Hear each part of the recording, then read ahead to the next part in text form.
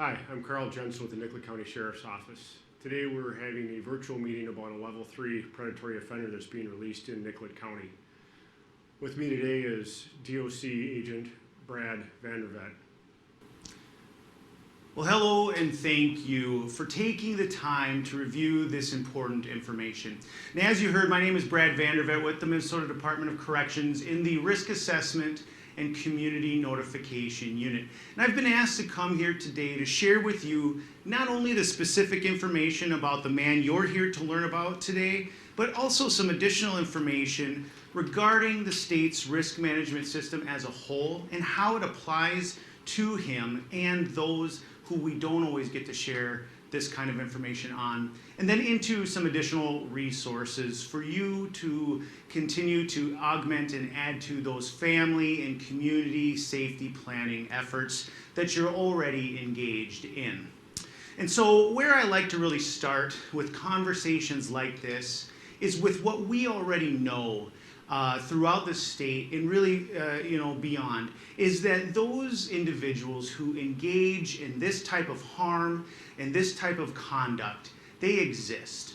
And with what we know and understand as communities and societies is that even though these incidences do occur, they do not on a large part go on to get reported. And so I want to really put in your mind an analogy of a funnel. And at that narrowest end is those incidences that occur in and around communities. And of that, only a fraction go on to get reported to law enforcement. And of those that get reported, only a portion of that group will go on to receive charges. And of those charged, only a portion of that group will go on to receive sentences. And of that group sentenced, only a portion may actually cross the threshold of a state prison. And I'll explain why that's an important component to consider. And so broad awareness is genuinely the most key factor in any effective safety planning effort. And so to begin with that conversation about the state's broader risk management system, it makes sense to start with one of those first fundamental components that came online, and that is the registry.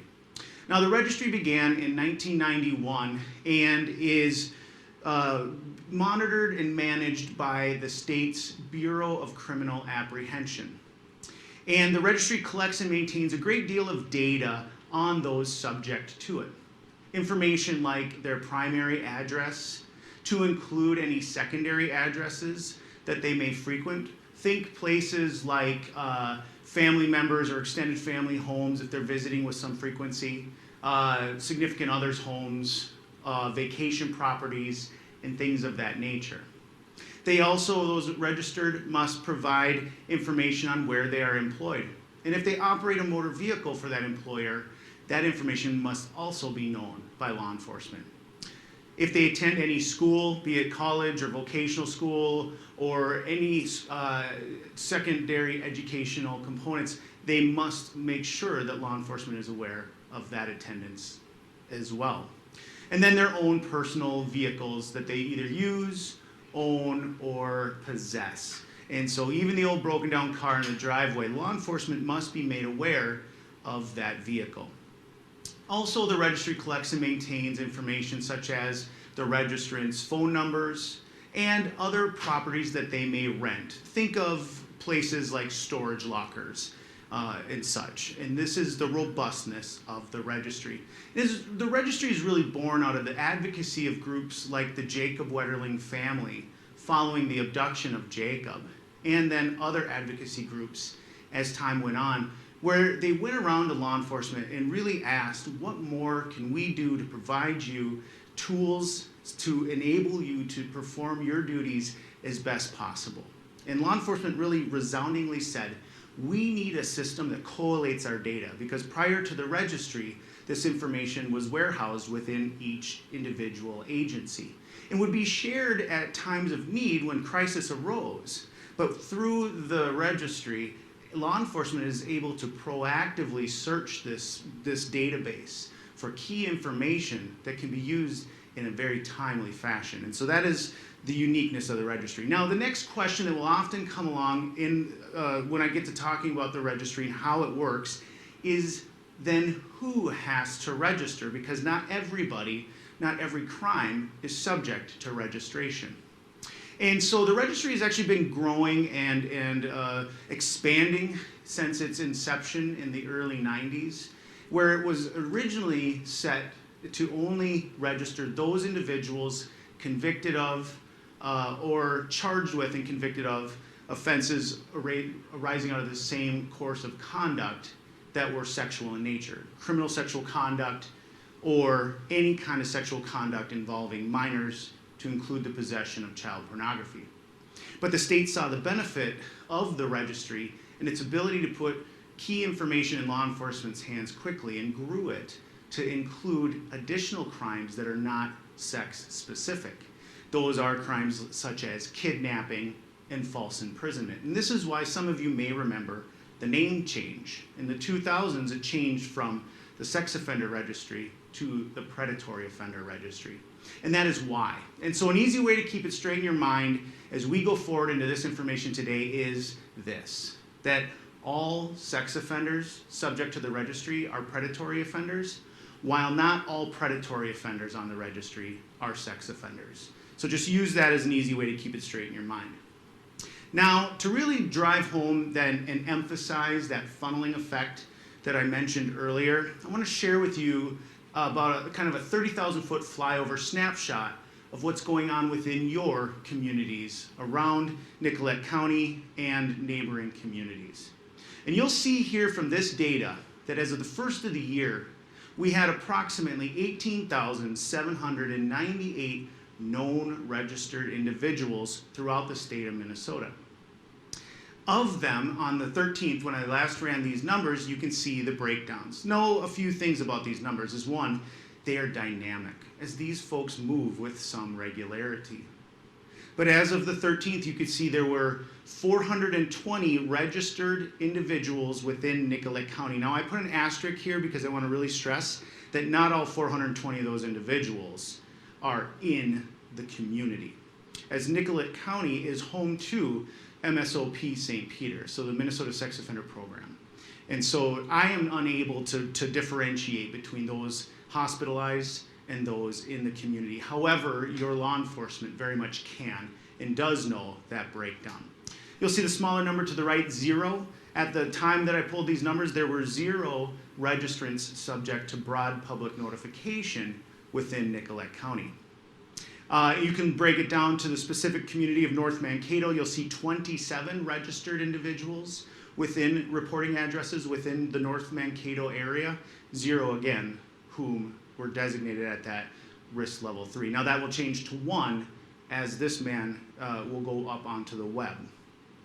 Blue Earth, neighboring communities, you can see 182 registered individuals, one of whom is subject to that broad notification. And you can go down the line to other neighboring communities. The real thing to stress here is that no community in or around the area has 0 registrants. And frankly, no community in the state has 0 registrants.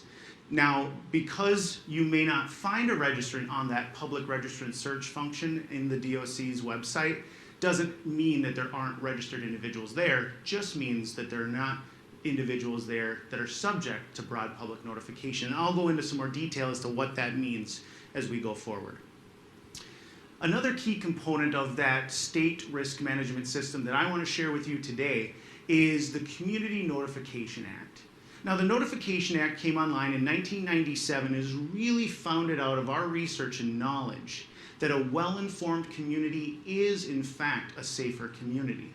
And we in the Department of Corrections thank our law enforcement partners here in Nicollet County for taking the time and effort to get this important information out to the broadest amount of folks possible. And so because the Community Notification Act is the reason we're here talking with you today, it's worth going into further detail as to how that works. Because as you saw from my previous slide, it does not apply to all registered individuals. So in order for notification to apply, a registered individual must have crossed the threshold of a prison institution, not a county jail, a state prison. That could be any state in the Union or U.S. territories. That also includes any military prisons or federal prisons. And it also includes those individuals who have been civilly committed for sex offending conduct, regardless of risk level assigned. It does not apply to those registered individuals that were convicted as juveniles and those who received a stayed or a probationary sentence as a result of their court sentence and conviction. Those individuals are no level assigned. That does not mean they do not have risk factors, just simply that those risk factors are not measured through our risk assessment tools and they are not assigned a risk level. So then the next question is often that comes is, well then when it comes to assessing and assigning risk for those that do cross the threshold, how does that work? And the way it's conducted is through the Department of Corrections End of Confinement Review Committee, or the ECRC. Now the End of Confinement Review Committee will convene 90 days prior to a registered individual's release from the institution or earlier, and they will review all the available data that they can get their hands on regarding that individual's offending behavior and conduct. Any treatment reports, any assessments that were done, law enforcement reports, etc. And that will all be utilized along with an assessor's interview of that registrant and run through the state's risk assessment tool known as the MinSOST. It's the Minnesota Sex Offender Screening Tool. Now, the important thing to know about the MinSOST is that it is born out of a study conducted right here in Minnesota, and that study is what informs all of the information and data I'll share with you today. The study began in the early 90s and ran in its initial phase into the early 2000s, over a decade, where it followed initially over 3,166 known sex offenders into the community over that period of time. And it marked their successes and it marked their failures. And it created through that and through the scientific review process, its known pattern or predictive risk factors. So when I talk to you today about a level 1, a level 2, or a level 3 registrant, know that I'm referring specifically to that core group of peers from that study. So a level 1 individual has a lower amount of those known predictive risk factors, a level 2 has a moderate amount, and a level 3 has a higher amount. Now, one thing to keep in mind with any risk assessment tool is that while they are effective in assisting both law enforcement and corrections in ensuring that we're utilizing our resources best to mitigate that risk, they cannot predict the future. And so know that's their limitations. Also know that risk is dynamic. It is constantly fluctuating and changing. A level 1 registrant today, if they are not utilizing those key tools and skills that they've learned through treatment, counseling, and so on, and their risks starts to show and reflect their failures, then that risk level can and should be looked at and will likely change. So a level 1 could grow to a level 2 or a 3. But the same is true for a level 3 today. If they show through a pattern of good, quiet behavior, adhering to the expectations of the community and law enforcement, that their risk has effectively gone down, they may find that that risk level changes as well. And so it's dynamic as we go forward. Now, once a risk level has been assessed and assigned, the handoff then goes to law enforcement. And law enforcement will provide notification within the scope of that risk level assigned. So with a level 1 individual, law enforcement will notify other law enforcement agencies or correctional agencies, the victims of or witnesses to the offense if they've requested that level of enhanced notification, and those immediate adult household members residing in the home with that registrant. And that is the scope of a level 1 notification. Now, a level 2 notification expands upon those individuals and entities we just talked about, and also includes other individuals or entities that law enforcement determines to be at particular risk based on that registrant's known pattern of offending conduct and behavior. And it's often believed with a level 2 that law enforcement will notify schools, daycares, churches, dance studios. And while that very well may be the case, it is not always the situation, and here's how that works. So with a level 2 registrant coming into a community, and law enforcement receives the dossier of information from the Risk Assessment and Community Notification Unit, and they determine that this registrant focuses their conduct and pattern against adult females at social gatherings. Think bars or concert venues.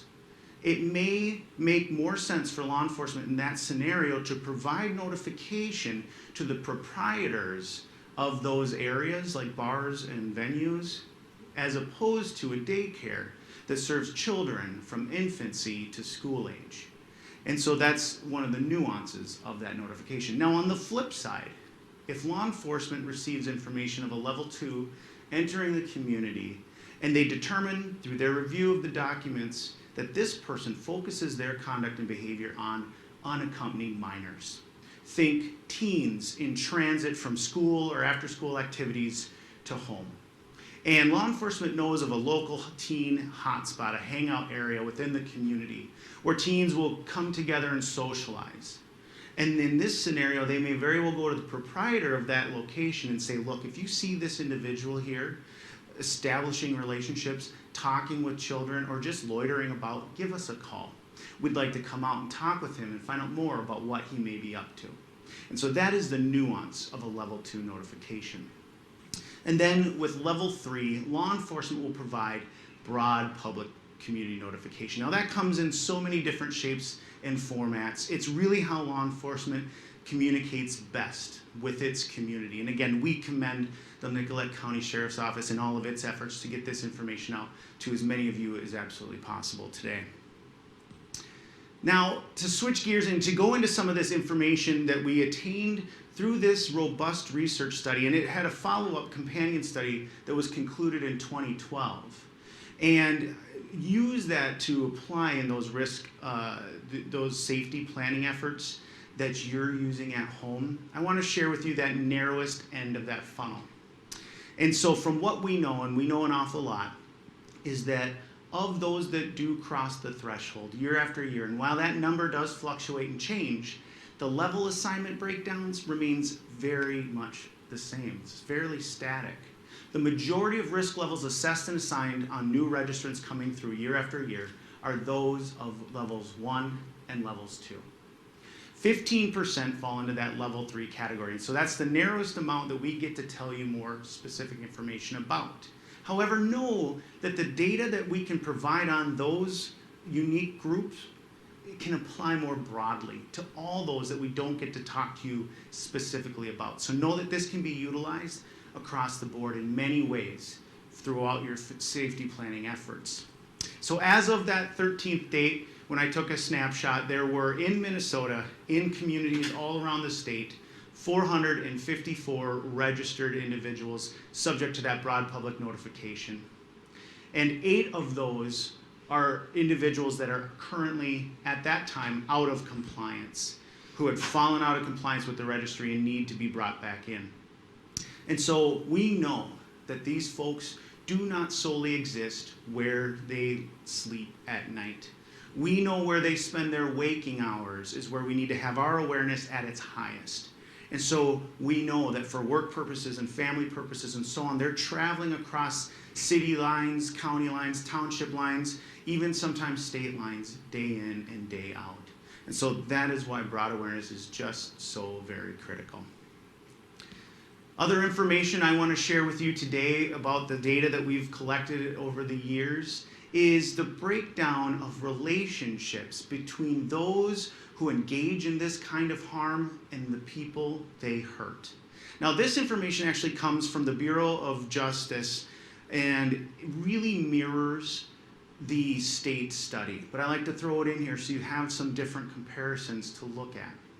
And what you'll see is that the majority of those engaging in this type of harm are known to the people they hurt. They use that relationship, whether it's familial, extra-familial, or acquaintanceship, to exploit that knowing.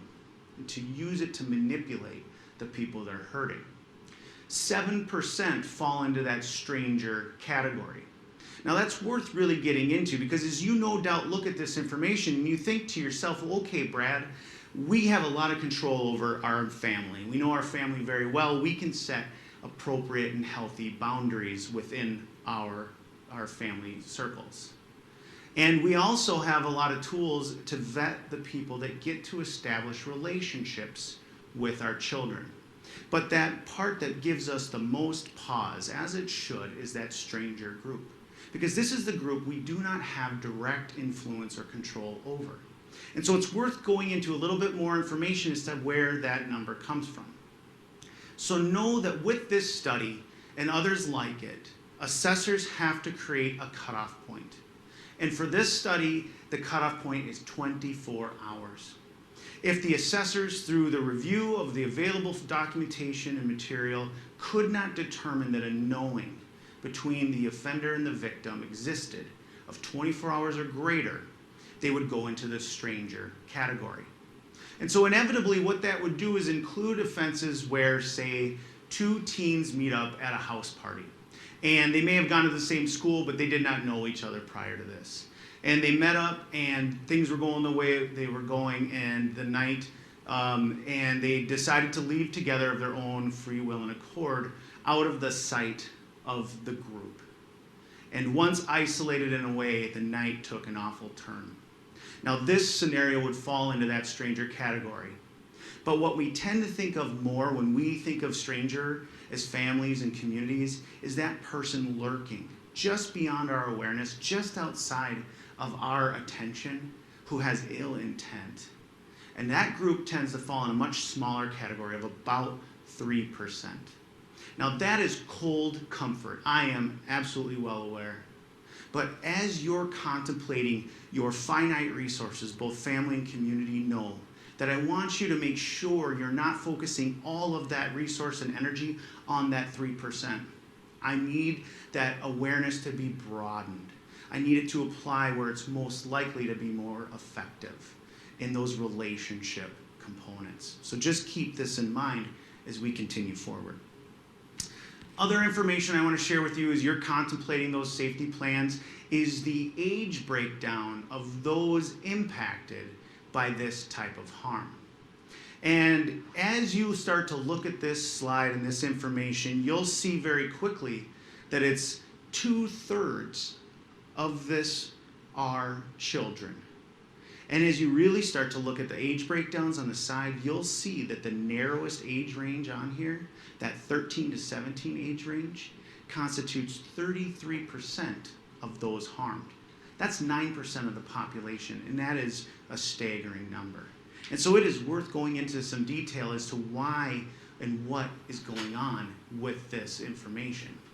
And what we know from our research and from our collaborative efforts and work with victim services groups and advocacy groups around the state is that those children from those critical ages of 0 to 12 are still very much under the watchful eyes of their trusted adult support network. And so we as state agencies and county agencies want to make sure that we're providing the most a robust array of tools and resources for those trusted adults so that they can do everything in their power to vet the people coming into those children's lives. But when we get into those teenage years, we see that shift.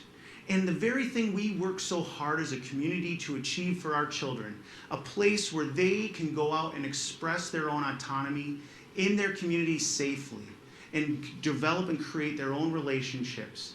But that is the very thing that makes them vulnerable. Because now they're formulating those relationships outside of the watchful gaze of that trusted adult support network.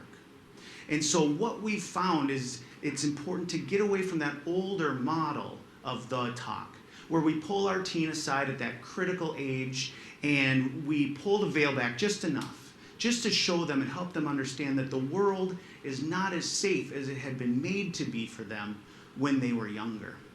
Now often we get one of two pretty extreme reactions in that scenario. Is one, either the teen will throw it back in our parents' faces and say, "Mom, Dad, you don't understand. it's fine out there, it's safe, you're always so worried. Or on the flip side, you get fear. And what we know from this information is that scared kids do not equal safer kids. But we also need our children to understand that nice people do not always equal safe people. And so we want to start having age-appropriate conversations with our children all the way from those early years up and through into those critical teenage years, building upon one another in an age-appropriate way so as not to incite fear all the way along. And I will provide you with some additional resources and information as you're contemplating those conversations going forward. But now I want to switch gears and use some of this data that I've given you so far as an overlay as we get into the specific information about the man you're here to learn about today. This is Daryl Lange. First, I want to talk about photos. Photos are updated on average of every 12 months, so annually, or should the subject significantly change their appearance. So if you were to notice this man out in the community and see that he has changed or modified his appearance in a significant way, that he no longer looks like these photos, I want you to make sure you're reaching out to either law enforcement or corrections. And they will obtain updated photos and get those onto the registry where I will get them and make sure they go up on the web so that for as long as he remains subject to broad public notification, you will always have an accurate photographic depiction of him. These are Mr. Lange's vitals. He's currently 49 years of age, and he will be residing in rural North Mankato. Now, I want to take a moment and address a question that often comes up in conversations like this. And that question is, Brad, will you tell us where he lives? It would give us a great deal of comfort if we knew that information. And I'll reference you back to that earlier bit I talked about with the Predatory Offender Registry is private data by law. And as such, it can only be utilized for law enforcement and correctional purposes only. However, we do achieve a lot with a proximal address, even within rural communities where we're giving vague references to rural North Mankato because he's far enough away in the neighboring or surrounding county, but close enough that we can presume that he will be frequenting the community at large for shopping purposes, for other resources, gas, and things of that nature. But again, having that proximal address, and there's no doubt that there may be some in the community that are very familiar with this man and who know where he lives and will share that among one another, and that's just fine. But what we do not want as state and county agencies is to put out that private data and then somebody who has no stake in what goes on here in the North Mankato region coming in and exacting some revenge scenario that does nothing to mitigate risk and only serves to disrupt the very thing you've all worked so hard to create here in and around your community. This is Mr. Lange's registrable offense history. This is not an exhaustive offense history. This focuses on the conduct that led to him being registered and was ultimately weighted when his risk assessment was conducted. And so if you're interested in any other additional criminal history on him or anyone else in the state of Minnesota, you can certainly look that up either through Minnesota courts or you can look it up through the Bureau of Criminal Apprehension's public criminal history search function. So let's get right into detail of what happened to get this man on the registry and to the point where we're talking about him with you today. So in 2007, Mr. Lange was convicted of interference with privacy against a minor here in Nicollet County for 2002 through 2006 conduct. So over a period of time where he engaged in conduct against two separate minor teen males, or 10-year-old and 11-year-old males. He was known by the victims, did not have a direct relationship, but was in proximity to them through his employment. And he used that position of trust and ultimately of authority, being a staff person near these children, to exploit that access. And he implemented surreptitious methods to observe these children while they were utilizing restroom stalls. And so use this information as you're thinking about your community areas in all aspects and having that broad awareness on all places like this where conduct of this nature may be occurring. And so for his crime, once found out and brought to the attention of law enforcement, he was charged with and then ultimately convicted of this offense and received a year and a day sentence. That is the short end of a felony sentence. Anything 12 months or under is misdemeanor level, gross misdemeanor level, and anything over a year, so a year and plus 1 day, is felony level. And that sentence was stayed for 5 years, so that was a probationary sentence. Now, a couple things is that this was not a registrable offense, and he did not cross the threshold of prison. So as you're thinking about those broader contexts of that risk management system, just know, so this was local supervision on an unregisterable offense at this time. So fast forward to 2008, and Mr. Lange is convicted of 2 separate counts, one of criminal sexual conduct first degree, the other of criminal sexual conduct second degree, again here in Nicollet County, again over that same period of offending behavior. So we see that pattern was occurring with him over that 2002 to 2006 time frame.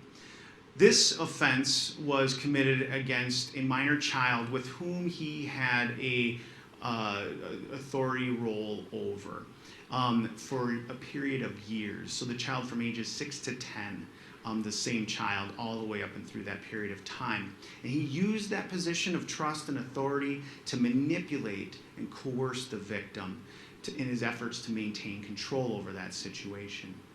And once that information was shared with this child's trusted adult support network and law enforcement was brought in, they intervened quickly, and for his crimes he received a number of different sentences.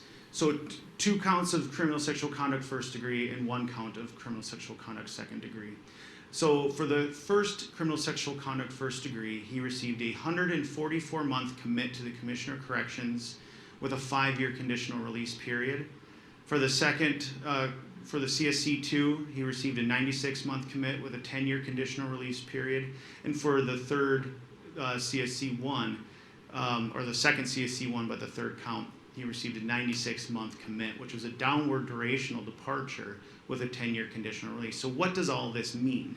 Well, often the next question that come up in meetings like this with information shared about how sentencing is configured is, Brad, why do people that engage in this kind of harm, who it just shocks the conscience, why are they allowed to come back out?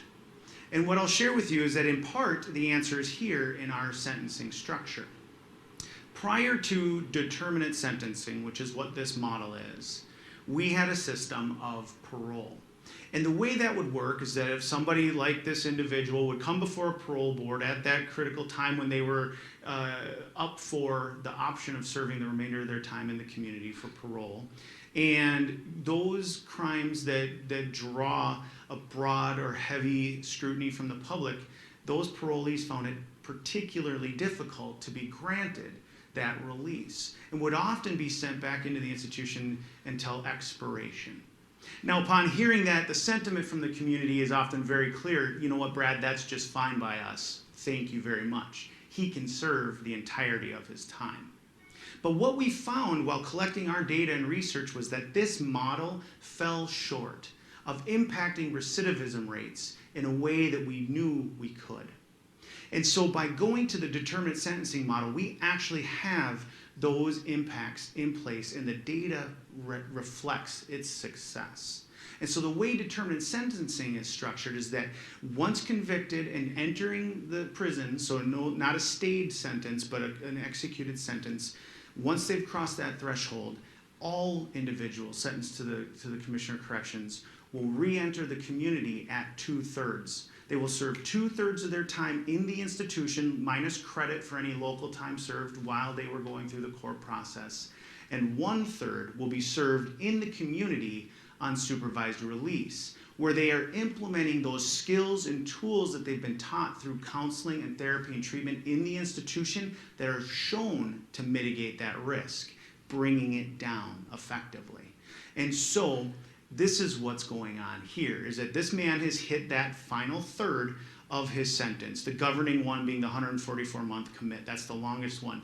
Now, with it as a sentence enhancer, we have a 10-year conditional release period. This means that for anyone with this kind of an enhancement, they don't have just that final third to serve. They actually have an additional 10 years to serve under the watchful guidance of ISR, Intensive Supervised Release, along in partnership with law enforcement. And so that is how this sentencing model is structured and works. And it has shown, again, through the data and research, to effectively mitigate that risk. While on ISR, all risk levels combined show about a 3% recidivism rate, which is down from the 17% at the very beginning of this study, which is even lower than what most people believe recidivism rates for this type of conduct are. And so keep that in mind as you're thinking about applying your resources as we go forward.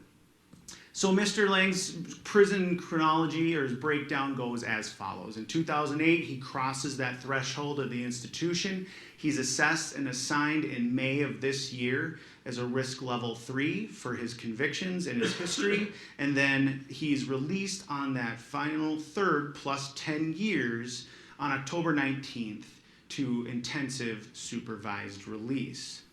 And so to sum up kind of what's going on with Mr. Lange at this point, is he will be under correctional supervision until the 18th of June, 2033, and he will be subject to the registry for life.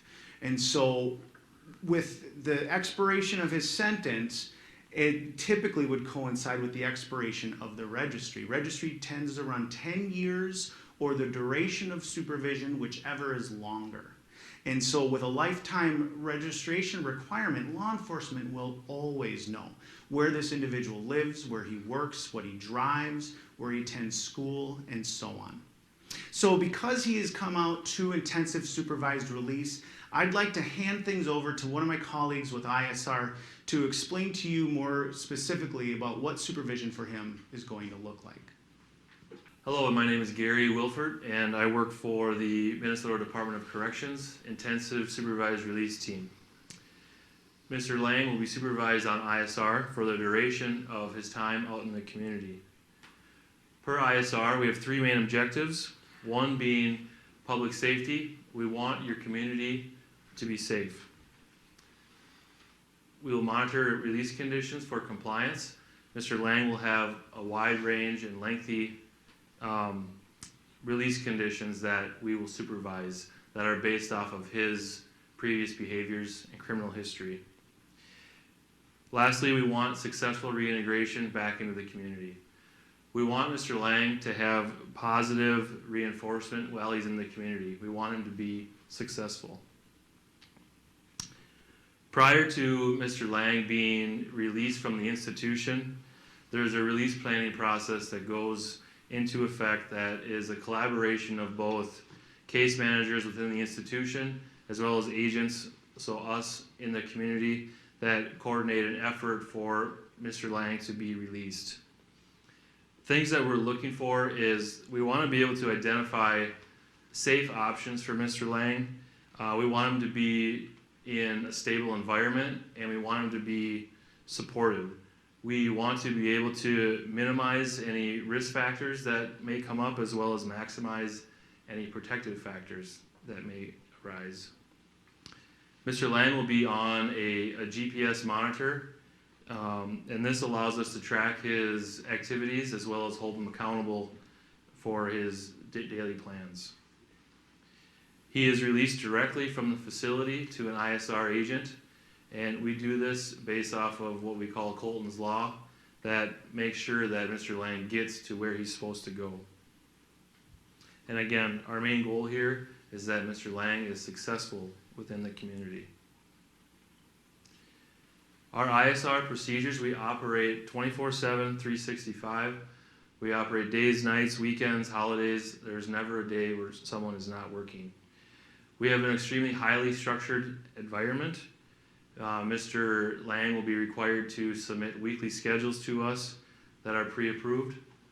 He is only allowed out of his residence during certain times of the day, and he will have a strict curfew in place for the duration of his time on supervision. We have a reduced caseload size with ISR, which means that we are able to get to know these people at a very personal level. Mr. Lange will be seen anywhere from 2 to 3, possibly up to 4 times per week by agents. There's frequent face-to-face contacts. Everything is random and unannounced. Mr. Lange does not get to know when we are coming to see him so that we can hold him accountable. And there is never a day when Mr. Lange will not have contact with agents. The ISR team is built of 5 agents. They are Dave Barledge, Kirsten Isaacson, McKay Karl, Eric Starkey, and myself, Gary Wilfahrt. Our supervisor is Kelly Blake. There's a number on the bottom here of the screen, 507-344-5288. If you ever have any issues or questions, you may call that number and leave us a message, and we'll get back to you. The ISR team also will work very closely with local law enforcement if it feels necessary. But if you, as a member of the community, ever see anything or hear anything that results in what you believe would be an emergency, please do not hesitate to call 911. Thank you. Well, thank you, Gary. And like Gary had said, just keep in mind as you are now having your awareness broadened through this information, if you see this man or anyone now, as you're looking at their interactions in and around your communities, engaging in conduct that you feel just rises the hair on the back of your neck or leads you to conclude something may not be safe or okay, I want you to do just like Gary said, call 911. Get law enforcement involved so that they can intervene as quickly as absolutely possible. If you have questions just about community policing and initiatives going on here in Nicollet County, certainly contact their non-emergency number, and they'll be happy to help you and assist you and get you some answers to their questions. As far as other resources go, if you're thinking back to those slides where I was talking about those age-appropriate conversations with your children, all the way up and through those key ages, I want you to keep in mind the Jacob Wetterling Resource Center. Use them as one of your cornerstones in that safety planning methods and tools that you're going to utilize. If you're thinking, Brad, I have a child that's special needs and that develops fondness for kind people very quickly or something like that, these are your folks to talk to. They are the subject matter experts and can help guide you and assist you in your safety planning efforts. I also want to share with you your local victim services provider. Inevitably, information like this, given what we know, somebody viewing this, I'm certain, will have either been directly impacted by this kind of conduct or has supported somebody who has been impacted. And conversations like this, despite our best efforts, have a way of pulling all of that old stuff back up. So make sure you have readily available to you your local victim services provider. If you know of somebody who could utilize their support and services, make sure you get this information in their hands as well. So as I wrap up all the data and information I've thrown at you today, and thank you for bearing with me, if you take nothing else away, please let it be this, that from what we know, from our robust data and research, and we know a lot, is that 90% of those who have been caught and brought through that full array of that risk management system for their crimes do not go on to reoffend in the same or similar fashion. 90% of those who engage in this kind of harm will utilize their relationship, their knowing with the victim, and they will exploit that comfort. Most children can describe to you pretty clearly what we'll call a red light situation or scenario, and how they would handle it if somebody gave them that sense or feeling of fear. But where kids struggle more is how to say no to someone they may like, that more yellow light, that more cautionary system. So having that knowledge is just so critical. And then lastly, given what we know, is that of those that we get to talk about today, even if we could take all 18,000 some registered individuals and remove them from our community, we would have impacted sex offending behavior and conduct in our state by no better than 10%. Year after year, the majority of these types of crimes are committed by those who are not known to the system as sex offenders. And so again, that broad awareness is just so very critical. Folks, it really does come down to that relationship component. That social proximity is so much more telling than any geographical proximity ever could be. Where these people's heads hit the pillow at night is where their risk is at its lowest. We need a community to be broadly aware, because we know that where these individuals spend their waking hours is where that awareness has to be at its highest. And just because they may not reside within a particular area does not mean they may not frequent it. So just keep that in mind. Lastly, just a couple more resources as you're getting into more of this. Please don't let this be the only information you receive on this important topic. Check out some of these other programs too and see if they have some data that you can apply as well into those safety planning efforts. And then as far as state agencies, well, the Bureau of Criminal Apprehension I did mention earlier maintains that public criminal history search function, as well as the Minnesota Courts website. But on the Department of Corrections website, you'll find all of the data and research I've been sharing with you today in its pure form. I encourage you, if you're interested in it, to check it out and read through it and draw your own conclusions. Also, the offender locator, that is for any individual that's under the jurisdiction of the DOC, regardless of their governing offense. If you're familiar with a case or been impacted by a case or just want to know what's going on with someone you read in the paper, that is your search tool. And then lastly, that public register and search. This is often confused as the registry. But remember, it's not. The registry is private data. This public register and search is for those subject to broad public notification in the community, that 450 some I shared with you earlier. You can look them up by name, you can look through city, zip code, or you can just leave all search fields blank and say, show them all to me. And so utilize that in your family safety planning efforts. Now, typically in a meeting like this is where we would open it up to a question and answer. And obviously, given the restrictions upon us, we're unable to do that. But I do want to encourage you, as you've reviewed this information, if you have a question about supervision, about law enforcement and policing, or about the DOC and how the end of confinement process works and how assessments work, contact us, or family safety planning. These are great places to start. Get those questions answered. Thank you to the Nicollet County Sheriff's Department for allowing us the opportunity to come out and share this information with you today, and thank you for your time.